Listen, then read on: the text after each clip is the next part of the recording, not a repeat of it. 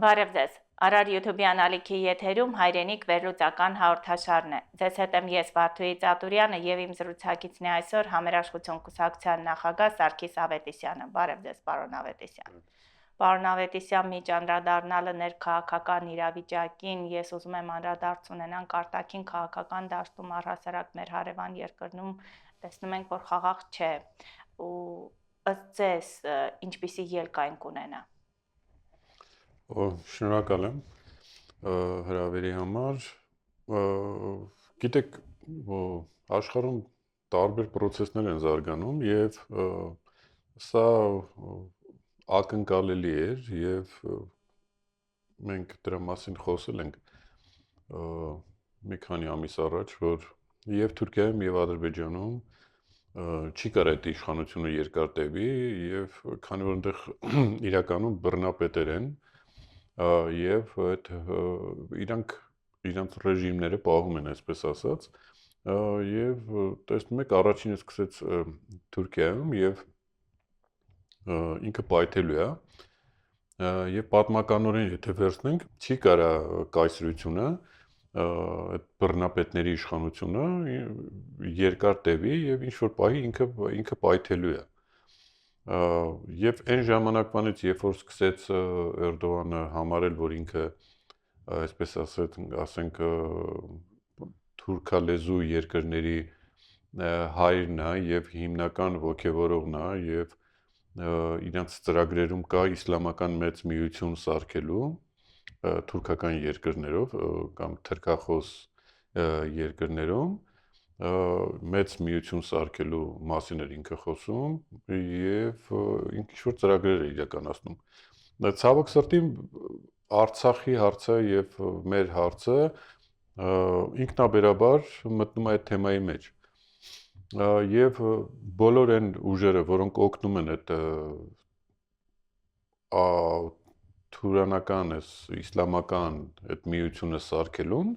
բնականաբար իրանք մեր շահերին դեմ են եւ Հայաստանը այստեղ խանգարող հանգամանք է իրանց կարծիքով, հետեւաբար Հայաստանը պետք է արանքից հանեն եւ այդ տեղավորվում է այդ տրամաբանության մեջ եւ թուրքերի եւ իրանց մնացորդների Ադրբեջան կոչված պետության տրամաբանությունը սրա մեջ է, որ իրանք պետք է միավորվեն իրար եւ հետո արդեն տարածվեն դեպի Հյուսիսային Կովկաս, Հյուսիսային Կովկասից արդեն դեպի Թուրքմենստան, Ուզբեկստան եւ այլ այսպես շարունակական մինչեւ Չինաստանի հյուսիսային մասը, այսինքն այդ թուրանական ամբողջ այդ տարածքը իրանք ուզում են ներկայացնել փաթեթավորել շատ գեղեցիկ եւ կոչել իսլամական միություն։ Այստեղ արդեն իրանք դեր ունեն նաեւ այն իսլամիստները, որոնք այսպես ասենք թուրքական պրոքսի ուժեր են, որոնք տարբեր ուղղություններով մարտնչում են եւ վերջերս իրանք որոշակի հաջողություն ունեցան Սիրիայում եւ այն ուժերը, որոնք զիջում են այդ ուժերին, իսլամական ուժերին, ըստ էության իրանք ձևավորում են այդ իսլամական միությունը։ Այդ բանակը, որը կոչվում է իսլամական բանակ, այդ իսլամական բանակը հենց այդ իսլամական պետության կամ իսլամական միության բանակն է դառնալու եւ պատահական չի, որ Էրդողանը տարբեր առիթներով ասում է, որ 200 միլիոնանոց բանակ են ունենալու։ Հասկանալի է, որ այդ 200 միլիոնանոց բանակը, երբ որ իրանք ստեղծեն, դա Հայաստանի դեմ չի։ Որովհետև նույնիսկ համեմատելի չի, այսինքն այդ 200 միլիոնանոց բանակը լինելու է եւ Չինաստանի դեմ, եւ Ռուսաստանի դեմ, եւ Եվրոպայի դեմ։ Հետևաբար այս երկրները պետք է շատ լավ պատկերացնեն, շատ լավ հասկանան եւ կարծում եմ, որ որոշ մասը սկսել է արդեն այդ ուղղությամբ աշխատել, այսինքն դա պետք է թույլ չտան եւ ցավոք սրտի առաջի գծում Հայաստանն է եւ մեր պետականությունը եւ կոնկրետ Սյունիքն է, որը խանգարում է, որպեսզի իրանք միավորվեն իրար հետ։ Ներողություն, որ ընդհատում եմ, այս պարագայում ուզում եմ հարց ուղղել, մեր իշխանավորները այդ հեռանկարն ու տեսլականը չունեն այս պարագայում, երբ խաղաղության համաձայնագրի են գնում։ Ես կարծում եմ, ինչ մտածմունքով են այս դեպքում գնում։ Ես կարծում եմ շատ պարզ է, որովհետև մեր իշխանությունները ուղղակի մասնակցում են այդ ծրագրին։ ուղղակի մասնակից են, որովհետև այն գործողությունները, որ իրանք արեցին, այսինքն Արցախի հետ կապված թեման, եւ հիմա Սյունիքի հետ կապված թեման, եւ այն խոսակցությունները, այն տրամաբանությունը, որ իրանք զարգացնում են, այն երկրի կառավարման ձևը, որ իրանք անում են, ըստ էության դա տանում է Հայաստան պետության ոչնչացմանը, իսկ դա նպաստելու է այդ մեծ միության իսլամական միության ձևավորմանը։ Իդեպ ասվում էր Սյունիքի սահմանին անհանգիստ է, բայց պաշտոնական կողմը ձայն չկա, հերթական լռությունն է։ Իհարկե, դա շատ ցավալի է, որ մեր պաշտպանության նախարարությունը կոնկրետ միջոցներ չի ձեռնարկում եւ պետությունը չի ձեռնարկում միջոցներ, այլ ասում են ուղղակի, որ ադրբեջանցիները կրակում են ինչ-որ ուղղությամբ, նույնիսկ հասկանում եք, այնքան անլուրջ են իրանք, որ իրանք արտահայտած մտքերը նույնիսկ անլուրջ են, ասում են, որ ադրբեջանցիք կրակում են, բայց ոչ Հայաստանի համար վտանգավոր չի, Հայաստանի վրա չեն կրակում։ Բա ուր են կրակում։ Իրենք են կրակում։ Երբ իրանք են կրակում, իրանք օդ են կրակում, այսինքն իրանք պատրաստ են կռվելու, բայց քանի որ խաղաղության պայմանագիրը Հայաստանի հետ, իրանք ստիպված այդ իրանք ամբողջ ուժը ուղարկում են վերև։ Այդ տրամաբանությունը դա է, բայց դուք գիտեք, չէ՞ որ իրականությունը այդ չի։ Հիմա այս մարդիկ այսպես են ամեն ինչը ձևակերպում։ Դեպի ազգային ժողովում վարչապետը ներկայացնում է, որ Արցախի հարցը մեկը միշտ փակ է, դա լավ իմացեք։ Այդ իր համար է փակ եւ իր այն իր կուսակցության որոշակի հատվածի համար։ Այնտեղ էլի մարդիկ կան, որոնք այդպես չեն մտածում, բայց մեծամասնությունը իր այդ խմբակը իր պես է մտածում, բնականաբար իրանք պետք է փակեն այդ թեման։ Իրանք եկել են, որ այդ թեման փակեն։ Իրանք չեն եկել, որ այդ հարցը լուծեն։ Առաջադեմ մարդկությունը, աշխարհը այդ հարցին ուզում էր լուծում տար։ Եվ դրա համար ԵՀԿ Մինսկի խումբը ստեղծվեց, որպեսզի Արցախ եւ Ադրբեջան հակամարտությունը լուծում տրվի դրան, որովհետեւ իրանք հասկանում էին, որ այս հարցը պետքա լուծել, եւ դա չպետքա լուծել հայերի հաշվին։ Իսկ դուք տեսնում եք լուծարումը ԵԱԿ Մինսկի խմբի երբ ամեն քայլ արվում է, կարծես թե դրա ուղղությամբ։ Գիտեք, այսպես ասենք էլի, որ հիմա այս մարդիկ մի քիչ իրանց վրա շատ են վերցրել, եւ Ալիևը եւ Նիկոլը, այսպես ասած, որպես երկրների ղեկավարներ, մի քիչ շատ են վերցրել իրանց վրա, բայց այդ հարցը աշխարհն է որոշել։ Աշխարհը սրանց պահանջով չի որոշել։ Աշխարհը որոշել է, որ այդտեղ կա խնդիր, այդ խնդիրը պետքա լուծել։ Եվ լիազորել է աշխարհը այս 3 համանախագահողներին, Միացյալ Նահանգներին, Ֆրանսիային եւ Ռուսաստանին, որպեսզի այդ հարցը լուծեն։ Հիմա այս մարդիկ մշտապես հայտարարել են, որ մենք կապ չունենք։ Ես պատասխանատու չեմ, կոնկրետ այս վարչապետի աթոռը զբաղեցնողը Հայաստանում ասել է, որ ինքը լիազորված չի այդ հարցի հետ կապված։ Բա որ դու լիազորված ես, դու բազմիցս հայտարարել ես, որ դու միայն Հայաստանի Հանրապետության ղեկավարն ես եւ այս տարածքի համար ես դու պատասխանատու, դու կապ չունես Արցախի հարցի հետ։ Ասել ես, լավ։ Ասել ես։ Բա հիմա խես խառնվում Արցախի հարցի հետ։ Ինչ ես դու հիմա ԵՀԿ Մինսկի խումբը չի ստեղծվել, որ Հայաստանի ու Ադրբեջանի հարցերը լուծի։ Ստեղծվել է, որպեսզի Արցախի եւ Ադրբեջանի հարցը լուծի։ Այսինքն Արցախի հարցը լուծի կոնկրետ Ադրբեջանում։ Դրա համար է ինքնորոշման իրավունքը,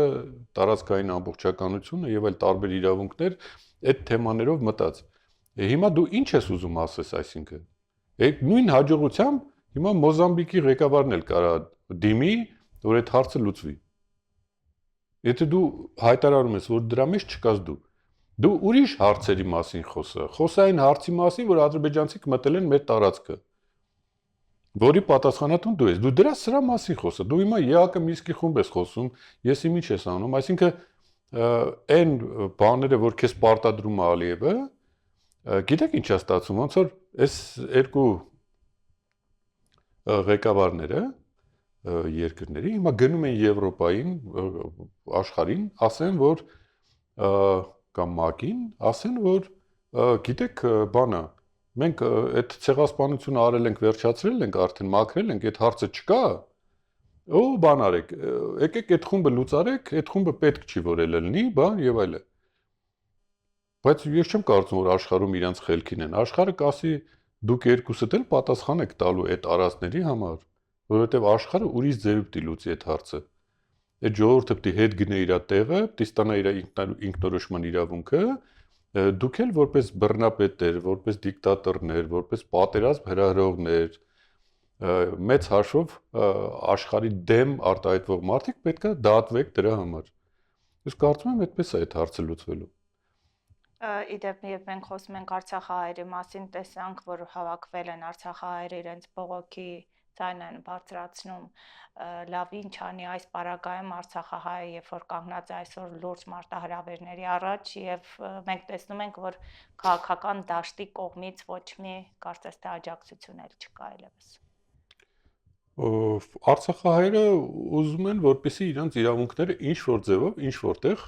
պաշտպանվի, որովհետեւ չկա միտեղ, որտեղ իրանք կարողանան իրենց ձայնը բարձրացնել։ Այդ ԵՀԿ Մինսկի խումբն է, որը իրենց ձայնը կարա բարձրացնի եւ խոսի այդ հարցի մասին, սրանք էլ ուզում են այդ լուծարեն։ Բայց մարդիկ ինչ անեն, որտեղ պայքարեն, ինչ խոսան, ում ասեն, ուր գնան բողոքեն, հո չեն գնալու Էրդողանին ասեն։ Միտեղ պիտի ասեն այս մարդիկ։ Սրանք էլ մանիպուլացնում են շատ արագ, ասում են, որ Արցախահայերը եկել են հիմա ստեղ, որպեսզի մեր իշխանությունը տանեն սրանց գերնպատակը, սրանց ամենաբարձրագույն արժեքը այդ իշխանությունն է, այդ աթոռը պահելն է։ Սրանք այդ աթոռը պահելու համար ամեն ինչի վրով անցնում են։ Նույնիսկ այն մարդկանց, որոնք իրենց քաղաքական դաշտ են բերել,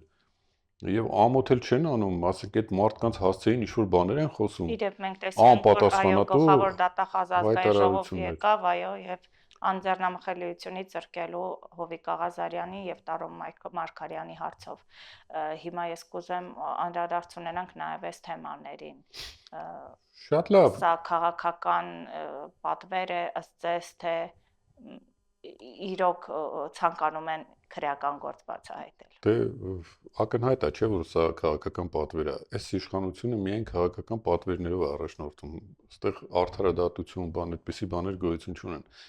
Երկակի ստանդարտներ են գործում բոլոր տեղերում, այն ինչ որ ասենք թույլատրվում էր ՔՊ-ական Աղազարյանին, Հովիկ Աղազարյանին, չի թույլատրվում ընդդիմադիր Հովիկ Աղազարյանին, եւ դա չի ներվի իրան, բնականաբար, նույնը Տարոն Մարգարյանին է վերաբերվում, որովհետեւ ոչ մի արդարադատություն մասին խոսք չկա, այստեղ ընդհանրապես քաղաքական բաներ են, ճնշումներ են այդ մարդկանց վրա, եւ հենց որ Հովիկ Աղազարյանը դարձավ իրանց ընդդիմադիր, սկսեցին արդեն այնքան պարզ է սա, այն երբած հավի ծիծաղը գալիս է նույնիսկ որ խոսում են արդարադատությունից, հետեւաբար սա շատ ցավալի է, որ այդպես է, ես ոչ մեկի պաշտպանն էլ չեմ, եթե հանցագործություն արվեց, պետք է այդ հանցագործությունները բացահայտվեն եւ մարդիկ պատասխան տան դրա համար, բայց երբեք չի կարելի թույլ տալ, որ երկակի ստանդարտներ գոյություն ունենան երկրում։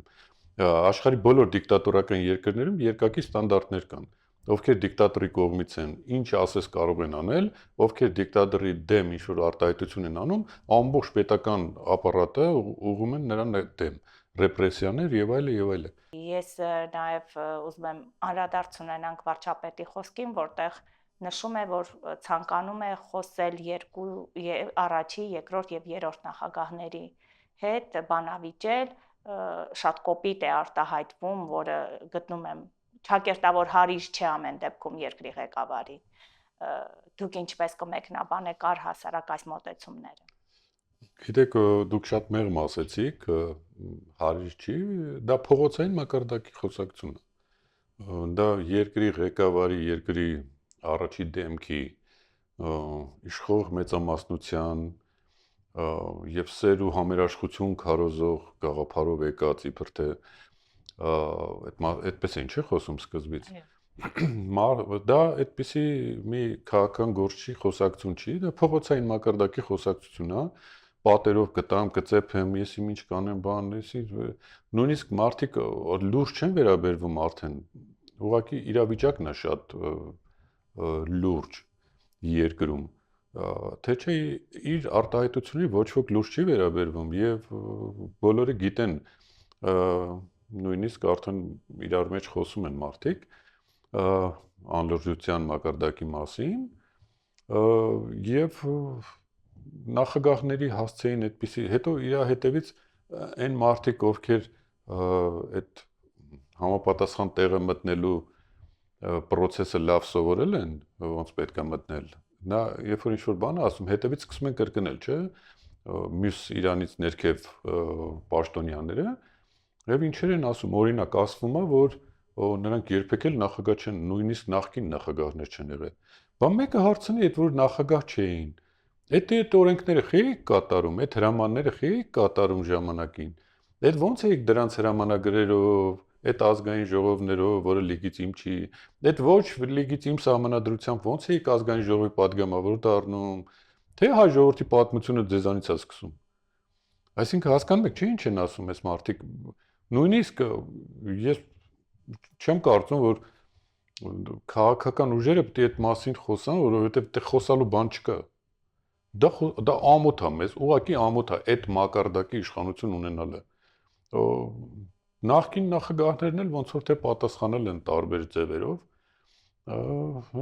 եւ սա ոչ մի լավ բանի չի բերելու։ Լավ, որ ազգային ժողովը վերածել են այսպես մի շոուի ու դրամատիկ իրարամերժ կարծիքներ են, իրար վիրավորանքներ, դա արդեն մեր ժողովուրդը փաստել է ու տեղյակ է։ Հիմա ուզում եմ մի փոքր վերադառնանք դեպի Գյումրի գնանք եւ Գյումրիում ընտրություններ են եւ մենք տեսնում ենք իշխանական թևը ամբողջությամբ լծված է իր թևի ներկայացուցիչին պաշտպանելու, մյուսներն էլ իրենց ներկա այսպես տեխնացուներն ունեն։ Ինչ կասեք դուք առհասարակ Գյումրի ընտրությունները ըստ ձեզ արդար կարող են ընթանալ։ Գիտեք, ես կարծում եմ, որ արդարության մասին խոսելը շատ տարօրինակ է հիմա, արդար ընտրությունների մասին խոսելը, որովհետև ընտրությունները բաղկացած են 3 մասից. նախընտրական փուլ, բուն ընտրական փուլ եւ հետընտրական փուլ։ Այս 3 փուլերը պետք է նայել եւ ասել ընտրությունները արդար են, ազնիվ են, թե չէ։ Հիմա նախընտրական փուլում տեսնում ենք, որ ոչ մի արդարություն չկա այստեղ։ Իրար նկատմամբ ուժեր, բան պետությունը լծակներ է գործադրում ընդդիմադիր գործիչների նկատմամբ, ընդդիմադիր կուսակցությունների նկատմամբ։ Բուն ընտրությունները կտեսնենք, թե ոնց կանցնի, հետո կերևա յետընտրական շրջանը, այնտեղ ոնց կլինի։ Այդ 3 շրջանները նայելուց հետո, ուսումնասիրելուց հետո, վերլուծելուց հետո նոր կարելի է խոսել ընտրությունները արդար են, թե չէ։ Պարոն Աթիսյան, դիտենք ռեպորտաժը, մենք ռեպորտաժ ունենք, տեսնենք մեր քաղաքացիներն ինչպես են մտածում Գյումրու ընտրությունների մասին։ Հավատում եք, որ Գյումրիում արդար ընտրություններ կլինեն։ Ոչ մի ժամանակ այս կառավարությունը որ կա, ոչ մի արդարություն չի լինի։ Արդեն ելույթ են ունենում այդ փողոցային բաները, դեպուտատները, որոնք որ խոսում են ամասին որ հաղթանակը իրենցն է։ Բայց շատ սխալ կլինի, որտեվ ընդհանրապես տրանսպետական մտածողություն չունեն եւ գիտեք Պարսկաստանում մոտավորապես 17-18-րդ դարում իլան գլաշատա է հայրեն ոնց որ ժողովրդական բանում չարչի են ասում դրանց դրանք այդ նույն չարչին են բանը իշխանը նստած ու իրան չարչիներն էլ տարածում են այդ տարբեր հիմարություններ Լինեն։ Չեմ հավատում ոչինչի, չէ։ Ոչի դեպի։ Քանի Նիկոլը կա չեմ հավատում արդարություն։ Ոչ, ինչու՞։ Չեմ կարող բացատրել, բայց չեմ հավատում։ Չեմ հավատում։ Ինչու՞։ Խախտումում կողմից եք սպասում։ Խախտում սպասում եմ կողքից էլի ոնց որ փող են տալիս, բան են անում։ Չեմ կարող ասեմ։ Արդարությունը դա Հայաստանին անհասանելի է։ Հայաստանում արդարություն չկա։ Ընդհանրապես արդարություն բառը գոյություն չունի։ Իսկ ինչ որ ասում եք ընտրությունների համար, դա ընտրությունները ստացել են նոր ձև։ Մի ժամանակ փող էին տալիս որ անեն, հիմի զաստավիտ են անում որ անեն։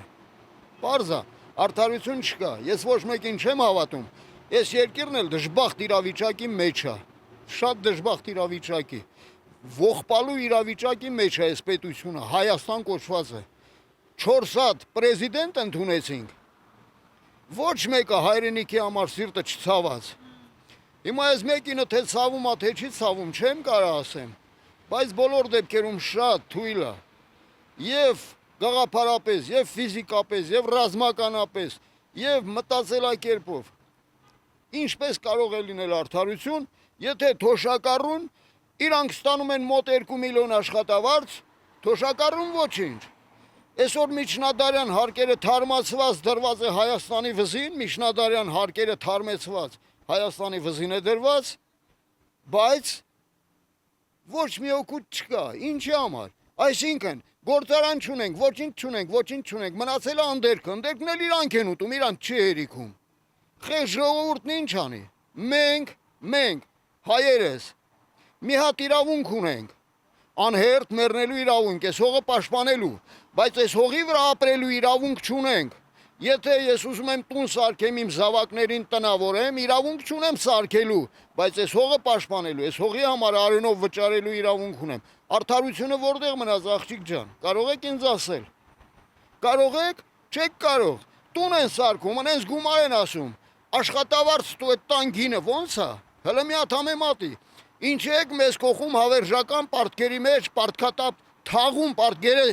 պարտքերի գերեզմանա կուտակվել Հայաստանի վրա։ Որ մեկին հավատանք, հավատք չկա։ Ոստիկանությունն իր անձնա միջին դարերի ինչպես ֆեոդալական հասարակարգում դրուժինան, այսօր էլ միլիցիան է, ոստիկանի արածն ինչա որ ոստիկանին 500-600 հազար դրամ փող է տալիս։ Իսկ ես սահմանի վրա որ ինձ ճղում եմ, հա, ինձ փող չի տալիս։ Խի վախում է սահմանը պահեմ, որ իրանց եղբայրները չգան ստե, հա։ Պարոն Ավետիսյան, մեր քաղաքացիներն էլ առանձնակի սպասումներ չունեն այս ընտրություններից։ Ըստ ձեզ ինչու է այսպես հուսախաբվել ենք, հուսահատվել ենք, ինչ է սա։ Որովհետև նորմալ քաղաքացիները, ովքեր լսում են, շփվում են, ինֆորմացիա են ստանում տարբեր տեղերից, հասկանում են, որ այստեղ ոչ մի արդարություն չկա, հավասարություն չկա իրավունքների մեջ եւ ընդդիմադիր գործիչներին, ընդդիմադիր ուժերին ճնշում են։ Նայեք, այստեղ մի հատ շատ կարևոր բան կա։ Մենք մեր կուսակցությունը ընդհանրապես այս ձևին ընտրության դեմ ա եղել եւ մենք կարծում ենք, որ տեղական ընտրությունները չպետք է քաղաքականացվեն։ Գիտեք, տպավորությունը այնպեսին է, որ մինի պարլամենտ է ընտրվելու։ Այսինքն այնտեղ գալու են քաղաքական խնդիրներ քննարկեն։ Ժողովուրդը այլ բան է սպասում։ Ժողովուրդը ուզում է ընտրի քաղաքապետ, որը գալու է իր ամենօրյա խնդիրները լուծի։ Եվ աղբահանություն, ջրամատակարարում, բան եւ այլը, փողոցների այգիների բարելավում, բան եւ այլն։ Բայց ոչ քաղաքական քննարկումներ։ Հիմա նայեք, մի քիչ կոպիտ է ստացվում, բայց ընդունենք սենց էլի, այտենց բանով ասենք, որ աղբահանությունը ինչ կապ ունի, որ դրոշի տակ է արվում։ Ասենք մի ուժ, մի կուսակցություն, մյուս կուսակցությունը տարբեր դրոշների տակ աղբահանելու հարցը պիտի լուծեն։ Այսինքն տեղական ընտրությունը սահմանադրությամբ, նայեք, շուտ կոպիտ սխալ է թույլ տրվել։ Ես չեմ կարծում, որ սահմանադրագետները դա չէին հասկանում կամ հասկանալով են արել կամ ինչ որ պահի բաց են թողել ուղղակի եւ չեմ պատկերացրել, որ ոնց կարա քաղաքականացվի։ Եթե այնտեղ միայն կուսակցությունները կարող են առաջադրել մարդկանց տեխնացուներին, դրա համար ստիպված կուսակցությունները մտնում են այդ գաղափարական պայքարի մեջ։ Այսինքն երկիրը պառակտելու ամենալավ ձևերից մեկը պառակտել մինչև վերջի գյուղը, մինչև վերջի համայնքը։ Հասկանալի է, որ գաղափարական քվեարկությունները, որին մասնակցում են կուսակցությունները, դա պետք է լինի պարլամենտում, քաղաքական մարմինը Հայաստանի Հանրապետության ազգային ժողովն է։ Կուսակցությունները այնտեղ պետք է գան ու գաղափարական, քաղաքական, այսպես ասենք, պայքար այնտեղ պետք է տարվի։ Բայց տեղական ընտրությունների ժամանակ ձեզ օրինակ Երևանը ի՞նչ է կատարվում Երևանում։ Երևանցիների մասին մտածող կա։ Քաղաքը ավիրվում է, այնտեղ քաղաքական քննարկումներ է, քաղաքական է խնդիրը։ Նույնը բոլոր մնացած համայնքներում է։ Հիմա ինչը վերաբերվում է Գյումրիին։ Նայեք, Գյումրիում տարբեր քաղաքական ուժեր մասնակցում են այդ պայքարին։ Բնականաբար մեր կուսակցական ընկերների մենք կուսակցությունը կոնկրետ որոշում չունի սատարելու մասին, ելնելով այս սկզբունքից, որ մենք գաղափարական ուժ ենք եւ գաղափարական պայքարի ժամանակ մենք կորոշենք ում հետ ելնենք կամ ում հետ չլնենք։ Բայց սիմպաթիաները, այսպես ասենք, օրինակ ասենք, մեր ընկերների, մեր կուսակցական ընկերների սիմպաթիաները այն ստիպված եմ ասում այդպես, որովհետեւ այն ուժերը, որոնք մասնակցում են, ովքեր գաղափարապես մեզ ավելի մոտ են,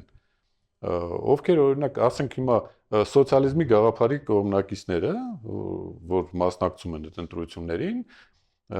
շատ մոտ են սոլիդարիզմի գաղափարախոսությանը եւ իրանց տեխնացուներից այդ գաղափարի տեխնացուն Վարդան Ղուկասյանն է։ Որպես անհատ ես կարծում եմ, որ ինքը լավագույն քաղաքապետը կլինի, որովհետեւ ինքը այդ process-ի մեջով անցած է։ Եվ իսկ գաղափարական սկզբունքները մեզ ամենամոտն են։ Մեր կուսակցության գաղափարական սկզբունքներն, հետեւաբար այդ տեսանկյունից եթե նայենք, մեզ ամենահարմարն է այդ։ Եվ որովհետեւ դրանք ինչ են ասում, նրանք ասում են, որ պետքա ժողովուրդը տերը լինի եւ ժողովուրդը մեծամասնությունը պետք է լավ ապրի այդ գաղափարախոսության տակ։ Մեր գաղափարախոսությունը, որի մասին մենք մշտապես խոսում ենք, մեր իդեոլոգիան, եւ որը շատ մոտ ժամանակներս ուղղակի կբացենք եւ մեր Ես վստահ եմ, համագումարում որ այդ գաղափարախոսությունը իրապես կյանք կունենա, ներողություն, որ ձեզ ընդհատում եմ, պարզապես շատ գաղափարախոսություններ գեղեցիկ մնում են ուղղակի թղթի վրա, ես այս պարագայում կարծում եմ եւ վստահ եմ, որ պետք է այդ ամեն ինչը հաշվի առնված է եւ շատ երկար աշխատանք է տարվել կոնկրետ այդ գաղափարախոսության հիմնադիրներից մեկի Գերման Լալայանի կողմից, մեր հայրենակից, որը շատ լուրջ ուսումնասիրություններ արված է եւ բավականին երկար ժամանակ այդ ուղղությամբ աշխատել են եւ ամեն ինչը հաշվի է առնված։ Այն ինչը որ չի ստացվել, ինչի չի ստացվել, ինչ պետք է անել, որ ստացվի, որ չի արվել, հիմա ինչ պետք է անել, որ այս իրավիճակից դուրս գալ։ Կարելի է ասել այդ գաղափարախոսությունը վերլուծության արդյունքում է ծնվել այն իրավիճակը, որ ունեցել ենք եւ դեռ պետք է ունենանք էլ։ Այո, այդ շատ վաղուց վերլուծված է։ Այն ժամանակվանից, որ հարցը առաջանում, խի չենք կարողանում մեկտեղել մեր ուժերը, միավորել մեր ուժերը եւ հասնել նպատակին։ Եվ դրա մասին է լուծումը, պարոն Լալայանը շատ հստակ տվել է դրա պատասխանները եւ դա մենք կբացենք լարմաս ծրագրի շրջանակներում եւ այդ մասին կոնկրետ կխոսենք ինչա պետք անել, որ այս վիճակից դուրս գալ, որովհետեւ պետքա լուծում առաջարկել ժողովրդին։ Գիտեք, մենք այնց հերթական համագումար չենք ուզում անել, այլ ուզում ենք անել մի համագումար, որ հասարակությունը սպասելու է դրան եւ լսելու է այդ հարցերի պատասխանները եւ ինքը նստելու ու մտածի ու ասելու է շատ ճիշտ է այս ամեն ինչը։ Պետքա անել հիմա սենց։ Եվ ով սրա դեմ կլինի, նշանակում է ինքը չի ուզում, որ մեր հասարակությունը միասնական լինի, մեր ուժերը մեկտեղվեն եւ կարողանանք խնդիրները լուծենք։ Որովհետեւ տեսեք, հնարավոր չի, որ երկրի մեջ փոքրամասնությունը տիրի մեծամասնության հարստությանը։ Պետք է անել ուղիղ հակառակը։ Հարստությանը պետք է տիրի մեծամասնությունը։ Իսկ դրա համար պետք է գաղափարական պայքար։ Որովհետև հիմա ինչ է կատարում։ Հիմա այդ օլիգարխ կոչվածները տարբեր ժամանակահատվածներում ամեն մեկը մի բան գցել է իր ձեռքը, վերցրել է, ժողովուրդը մնացել է դատարկ։ Հիմա իրանք լավ են ապրում, իրանք հարստացել են, ժողովրդին թողել են սենց անտեր վիճակում։ Գիտեք, ժողովրդի մեջ սենց բան կա, էլի, միշտ այդ մասին խոսում, ասում է, ուղղակի ժողովրդական լեզվով ասեմ, ասում է, կուշտ մարդը սովածի բանը չգիտի։ Հիմա այս փոքր կուշտ մարդիկ այդ սոված մարդկանց բանը չունեն, ոչ դրանք ուզում են հասկանան նրանք ինչ են անում, ոչ նրանց տրամաբանության մեջ են մտնում, բայց քաղաքական ուժերը, հայրենիքին նվիրված մարդիկ, հայրենասեր մարդիկ նրա համար են, որ կարող են այս իրավիճակը փոխեն։ Մեր ժողովուրդը իրավունք ունի լավ ապրելու, եւ այդ լավ ապրելու համար պետք է գաղափարական պայքարը տանի եւ հասկանա։ Հիմա կոնկրետ այդ քաղաքում ընտրություններ է, այդ անարդարության դեմ թող գնան իրանց քվեարկությամբ պատասխանեն, ոչ թե пассив մնան, այլ գնան, ասում մի հատ նայեն այդ ծրագրերը ով ինչ է խոսում եւ այն ուժը, որը փորձում է այդ մարդկանց տրամադրության մեջ մտնի, տրամաբանության մեջ մտնի, դրության մեջ մտնի, քվեարկեք իրանց օգտին, տվեք ձեր մանդատը իրանց, տվեք, որ իրանք գան այդ խնդիրը լուծեն։ Եվ բոլոր մնացածն էլ պիտի ստիպեն, որ ով ինչ խոստում տալիս է, դա կատարվի։ Հիմա եթե մեկը գալիս այնտեղ խոսում է իր փոքր խմբակի շահերը առաջ տանելու համար, բնականաբար այդ մարդուն պետք չի քվեարկել։ Քվեարկեք այն մարդկանց օգտին, որոնք ձեզ տալու են հնարավորություն, որ մեծամասնությունը լավը զգա իրան։ Եվ օրն է, էլի, հենց այդ օրն է, որ ձեզնից բան կա կախված։ Այդ մի օրն է ձեզնից կախված, մի քանի րոպե։ Մի քանի րոպեում դուք կամ ձեր այդ մանդատը տալիս եք այն ծրագրին, որը ձեզ լավ իրավիճակի է բերելու, լավ ապրուստ է բերելու, եւ կամ հակառակը տալու եք այնց մարդու, որը ձեզ խաբելու է։ Այն տանը նստածները, ովքեր չեն մասնակցում, այդ մասնակցելը չմասնակցելը շատ վատ է, որովհետեւ եթե դուք չեք մասնակցում, դուք նպաստում եք, որ այսօրվա իշխանությունը, այսօրվա կարգավիճակը մնա, որովհետեւ մի բան է, երբ որ ընտրությանը մասնակցում է 10,000 հոգի,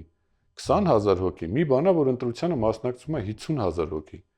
որովհետև մեծանում է այդ թիվը եւ այդ փոքրամասնությունը այդ մեծամասնության վրա ազդելու հնարավորություն այլևս չունի, հետեւաբար մեծամասնությունը հաղթում է։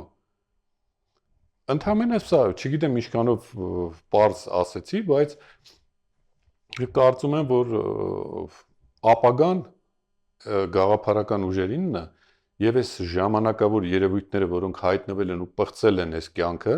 եւ քաղաքական կյանքը, եւ մեր հասարակության կյանքը,